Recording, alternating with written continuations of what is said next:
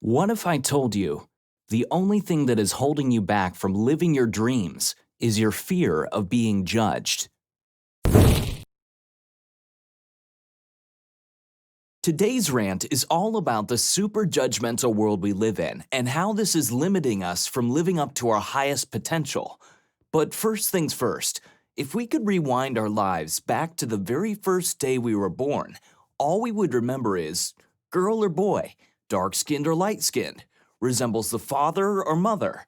As we opened our eyes, our very first experience in this world is that of being judged. And because all of us were born into this twisted system, our favorite hobby has now become judging others. We are always interested in what others are doing and pay special attention to their shortcomings and flaws. And to all the saints out there who believe they aren't judgmental, have you ever judged somebody else for being judgmental? Oops, there you go. We're all in the same boat. And this brings us to the million-dollar question. How do we stop judging the world around us and overcome our fear of being judged? Well, first and foremost, it's time we come clean with our inner self. The truth is, our biggest critic is none other than the man in the mirror. Every time we look at our own reflection in the mirror, we can't help but focus and zone in on the scars and the imperfections. We can't help but wish that our face was more symmetrical, or our skin was clearer, or our body was sexier. Ultimately, we can't stop judging the world around us because we haven't stopped judging ourselves. So here is the light at the end of the tunnel. As we begin to let go of self-judgment, we will find it easier to let go of all judgment. We will realize that our judgment does not define the world, just like the world's judgment does not define us. When we truly internalize this, it can be an extremely liberating feeling, as we will no longer feel the need to wear a mask and put on a charade in front of others. We will no longer feel bogged down by the expectations and judgment of others, and can begin to pursue our dreams with less inhibition. So what does this mean in practical terms? Should we all become narcissists and stop caring about what the world thinks of us?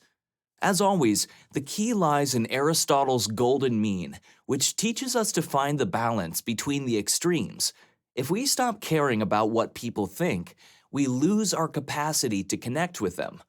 On the other hand, if we define ourselves by what people think, we will always put on a mask and never let our spontaneous inner self shine through.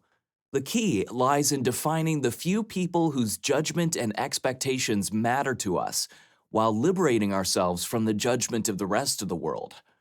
When we introspect deeply, we realize that which we judge, we become. In fact, that which we judge, we are. Research tells us that we judge people in areas where we're vulnerable to shame, in areas where we feel like we are lacking. We pick on people who are doing worse than we are in order to feel better about ourselves. Ultimately, every time we judge someone, we reveal an unhealed part of our inner self. After all, when we judge someone, it doesn't define who they are, it defines who we are, shedding light on our darkest and innermost desires. There's a story behind every person. There's a reason why they are the way that they are. Let's think about that before we judge someone again.